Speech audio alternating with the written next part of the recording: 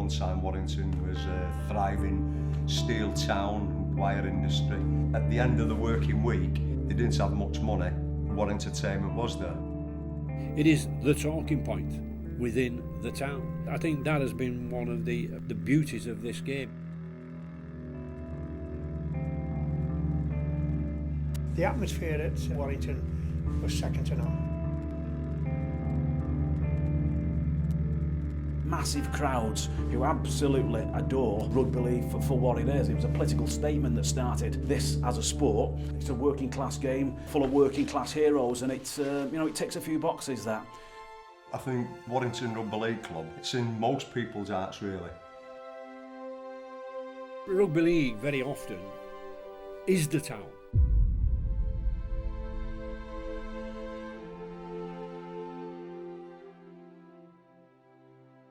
And everybody in the town identified with all these players, and they love the players. But don't forget they worked in the town then. Bevan was walking around town selling insurance or something like that. They all had different jobs. It was, that's how it was, and that's how they identified with them. You didn't notice, but it's just part and parcel of life, isn't it? I've worked Saturday mornings when I was playing for Warrington and Wigan. I've played St Helens in the afternoon. But you weren't a supervisor, so you weren't physically... I had to go in though. Yes, it was physically. It was not physical, no. But you had some of these lads coming up from the mines, you see. See, Jackie Edwards came up from the mines when he was playing, Bob Dagnall was a self-employed joiner, carrying wood over his head, climbing up chimneys, doing all this lot. Cliff Watson was a drayman, delivering beer in the old-fashioned wooden barrels. He could carry one over his head. Dakota was a miner. Vince Cornelius was scrap metal merchant. He was lifting scrap metal all day. So these people didn't need to do weights. It was a physical life. They were doing weights every day of their life. But it was a working man's sport. Even if we got beat on a Sunday, we'd have to get here or to work at 7 o'clock on Monday morning. You'd be battered, be bruised, and people would have the papers waiting for you to see whether you'd had a good game or a bad game. We played on a Saturday for win, lose or draw money, and that makes a difference to you. Some of the lads having a day off on Monday, if they won, they could have Monday off, but they needed the money and they had a family. It was hard. You'd probably get him 2 or 3 times the average man's working wage to win a game of rugby league, and you got nothing if you lost it, and you've got one man in front of you that's going to take it off you. The whole psychology of the sport was very, very different. I mean, I was a teacher, full-time teacher all the time I played rugby league. No, on a Monday morning I would go in school, and if I'd had a bad game, then the 11-year-olds at the front of the class would let me know. Or a sixth former would say, "What did you drop that ball for, sir? You knocked on. Why didn't you go for that? Or why didn't you do that?" Plenty of detentions were ditched out Monday morning, 9 till 12 with Saints or witnesses lost. I still took my kids to school every day, win, lose or draw, on a Monday morning, I'd be there, and the Warrington lads would be halfway around one of the supermarkets, and one of the speckers would be ramming a trolley in your ankle. I mean, that's all you need after being bashed by Wigan or somebody on a Sunday. I know you can earn quite a bit of money in the game, but essentially you don't play it for that, you play it for the love of the game, for the mateship. I don't know whether I should say this, it was part-time professionals. I'd have played for nothing. Getting paid was the icing on the cake. You'd go with your father, and you'd watch the game with your mates, and you'd go home afterwards, and that was an integral part of my youth. And you could hardly get in, unless you climbed over the fence like we did when we were youngsters. There was a bloke who used to stand on the corner of Bridgefoot selling programmes.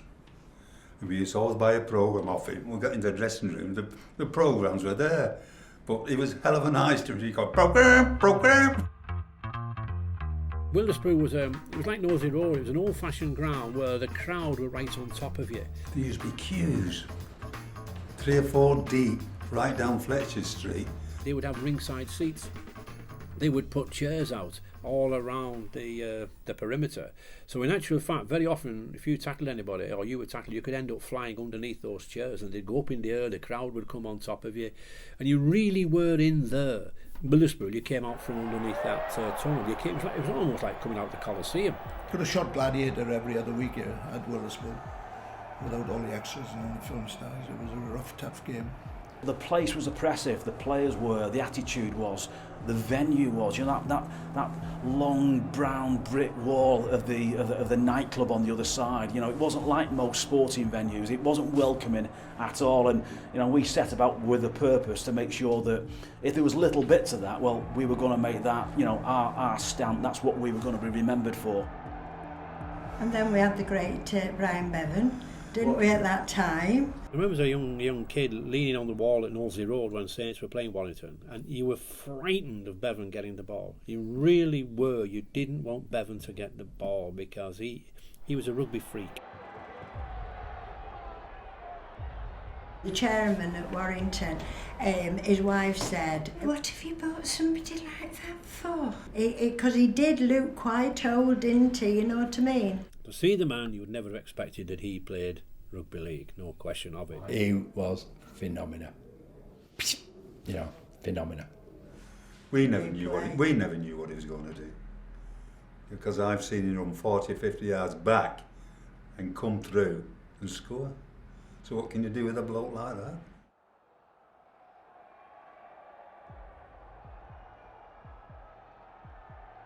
Jimmy Tell was sent it to him, and he said, I'd sooner do all this tackling if he's got a yard to work in and I give him the ball, it'll be a try. It'll be bonuses for us, you see. He said, I'll do all this tackling. And Jimmy had to do it, you know. He really wanted to score. That was his life. That was his life's mission, scoring tries, and that was all he wanted to do. He was a one-off. I don't think there'll be anybody that could do what he did. Six tackle coming up. Murphy will have a drop, and Murphy will kick it, and he jumps for joy. And I watched them play, I think it was Huddersfield, and I think they beat them about 58-6 at home. And the two directors and the other directors, there was apples, bottles, bricks coming into the stand, you know, what a load of rubbish, get rid of them, they're a load of, you know, whatever. And I thought, do I really want to come here? So I just said to Mr. Davis, I want to be in full control of rugby. Signing, selling, discipline, training, the lot. Totally rebuilding a side, and I mean rebuilding a side, and giving Warrington some pride back. Alec went to St Austin School, I went to Grange Park. When his mum used to do the washing and hang it out in the entry, we used to go down Monday morning, see what size jeans and shirts he had outlined, and we used to take home and wear them for school. The way Alec treated the men who played for Warrington and who wanted to put that jersey on, I was proud to put that jersey on, what got them to Wembley. And Alec's persistence on training and the way he trained the men and the respect the players had for Alec. Genuine player, genuine talent. All right, he knew he had it, and it says on that photograph, the maestro. He was the maestro of rugby league. Some people wanted to relieve themselves on the way. We lost the first game for 20 matches. 20 matches, yeah. We stopped the bus to go to the toilet, a comfort stop. And the players got off, or numerous players got off, and Murphy said, leave him there. And he drove off. He was that annoyed. Because we lost one game in the last 20.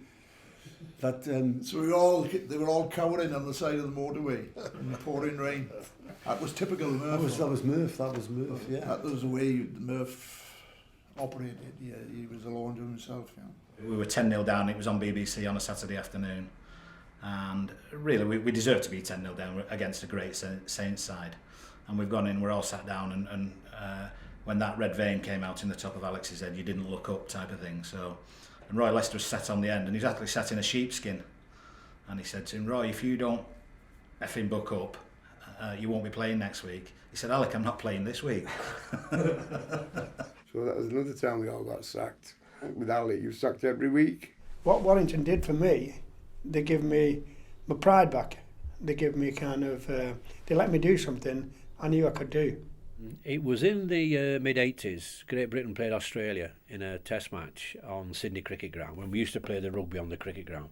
Mike Gregory got on a ball, cut straight through, down the middle of the Australian defence. He had Martin afire outside him, Martin screaming for the ball, but no, Mike didn't give it him. He went. I can just see the picture now, his sort of blonde hair blowing in the breeze.